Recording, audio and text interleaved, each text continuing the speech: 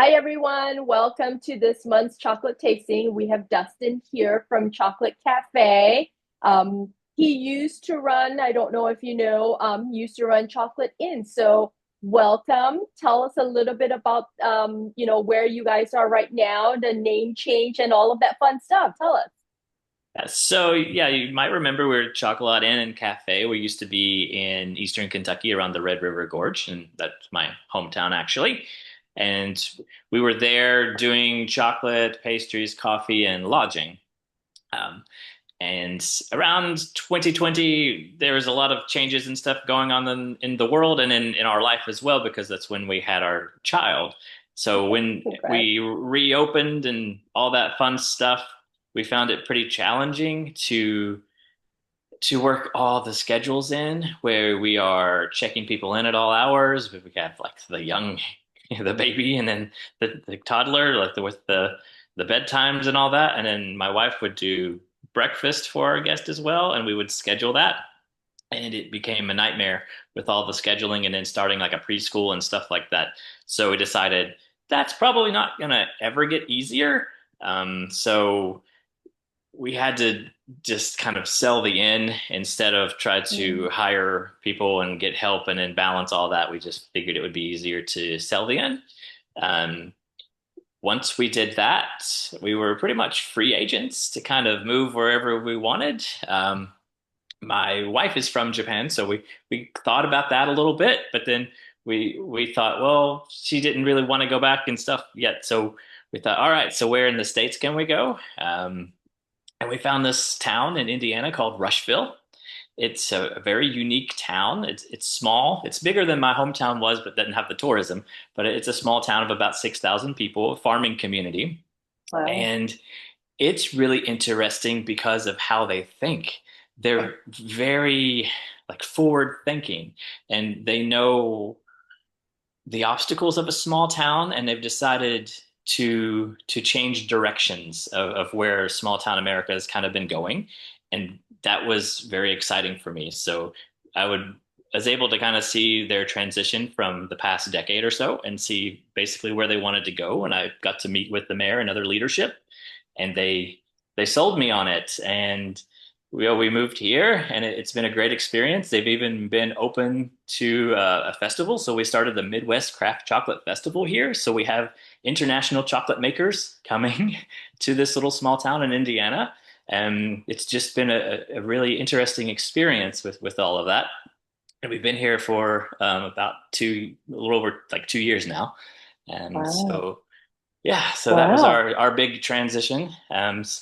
So we're doing everything but the inn here that we were doing previously. So Oh, congratulations. My gosh. So you have a little cafe there then is what you have, and that's where you make your chocolates and all the fun stuff. So yes. very nice.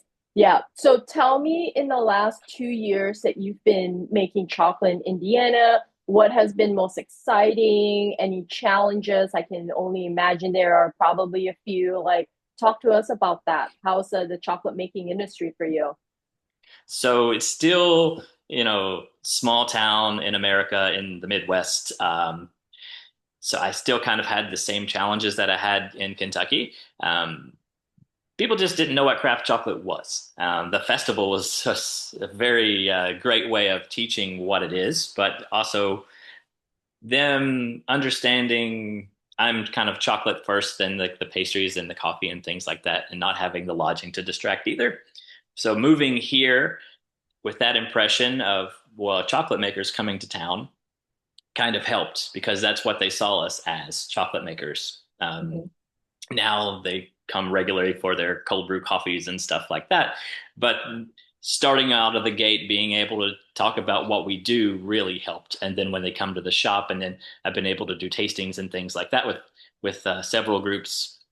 I'm basically starting that educational period again, like I did in Eastern Mhm. Kentucky, about what is this, why is it important, and so forth. Mhm. Great thing is they're farmers.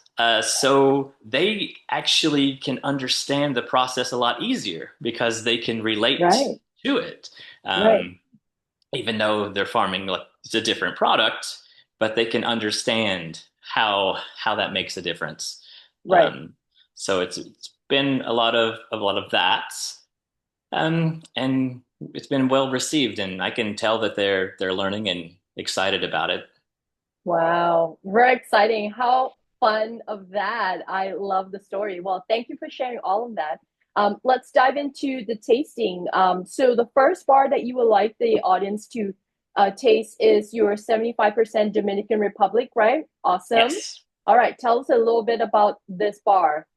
So it's just you also see that when you have the package that it is still my Chocolat and Cafe branding. So we sold the property a lot faster than I thought, and I'd invested in a lot of product and a lot of packaging and so forth because this was like the focus of these single origins. So you'll Right. notice that on the inside, um, and it also tells you a lot about the farm and stuff of where it's from in here, and it gives you the tasting notes from the farm, which are plum, molasses, and spice. You might pick up something different, but I like to give the tasting notes that they say that they taste because it's I feel like it's probably more consistent overall from maker to maker.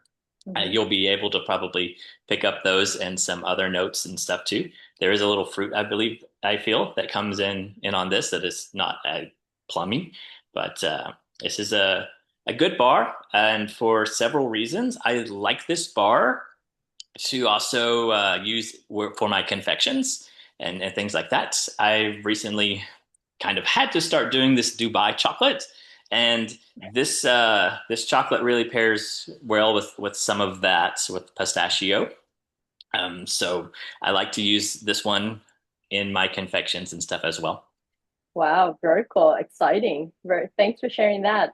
Okay, and to the next bar, Ecuador, is that right? So tell us a bit Yes, about that one. the Ecuador.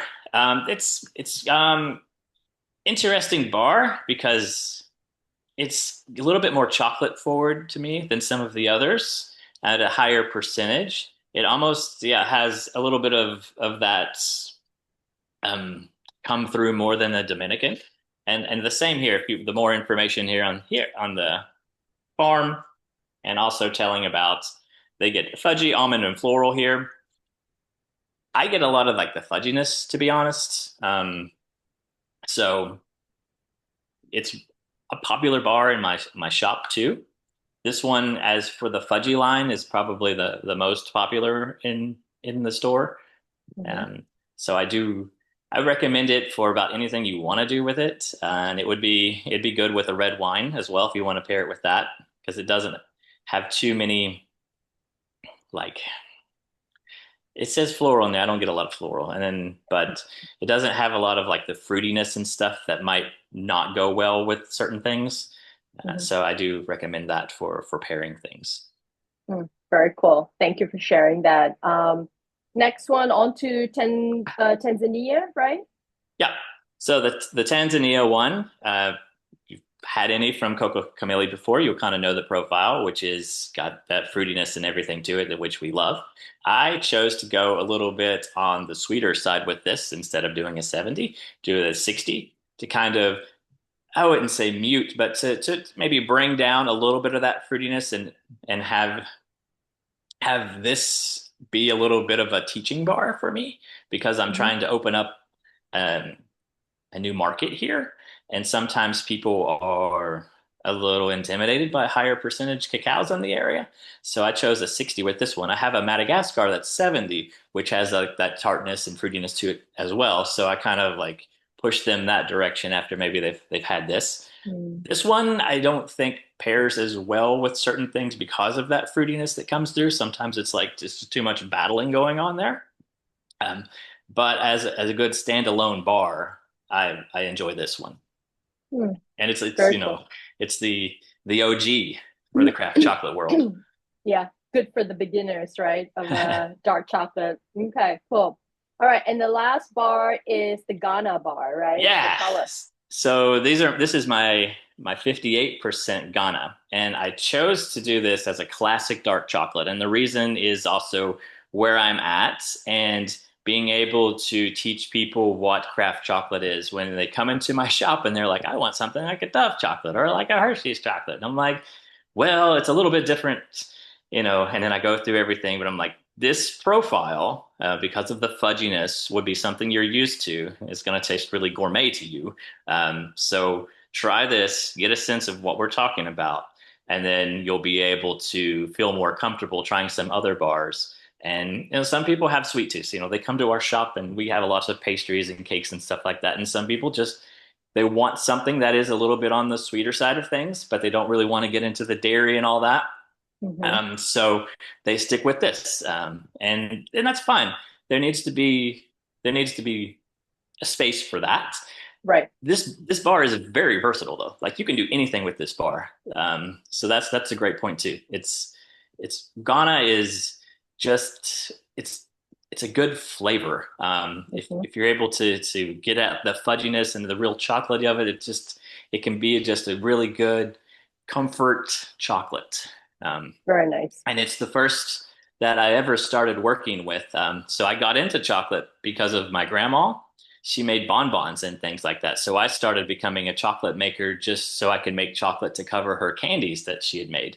And Ghana was my go-to. Ghana is also a really popular origin in Japan for chocolate, which is probably all over the world, but they actually talk about it being from Ghana, unlike Okay. some of the industrial makers here. So it seemed like just a really good bean to do what I wanted to do initially. And Hmm. that's how I got into chocolate making. And then I fell in love with the chocolate making process. And that's when I've kind of expanded and found these other origins and things that I like, which definitely Tanzania and so forth are in that group. So Ghana, yeah, Wow. don't underestimate it. Fantastic. Well, thanks so much for sharing your bars with us. We totally appreciate it. Any parting thoughts that you have to share with us in 30 seconds you want to share? Yeah. So what we're doing here in Rushville is pretty cool with the Midwest Festival because it's focused on like the vendors and education, really heavy on education. So that'll be happening this year, November 6th and 7th. There's so much exciting news I'll be sharing along the way. But if you wanted to be part of that and find out more information, that's definitely something I would recommend for my shop and for me. I'm starting to get more like flavors. I did the single origin as a way to help me kind of grow as a chocolate maker and to educate the general public. And now that I'm making a lot of progress there, I'm starting to do more inclusions and get a little bit more funkier with my flavors and things like that. So doing like a miso bar and things like that is something I'm focused on maybe this year and moving forward a little bit, and then finding just a couple of those regions that I really love to dive into the single origin. So that's kind of where I'm heading. So just to say a Wow. few things about that. Fantastic. Thank you, Dustin, for being here with us. Thank you, everybody else, for watching this. Appreciate it. All right, on to next month. Take care. Have fun. Bye.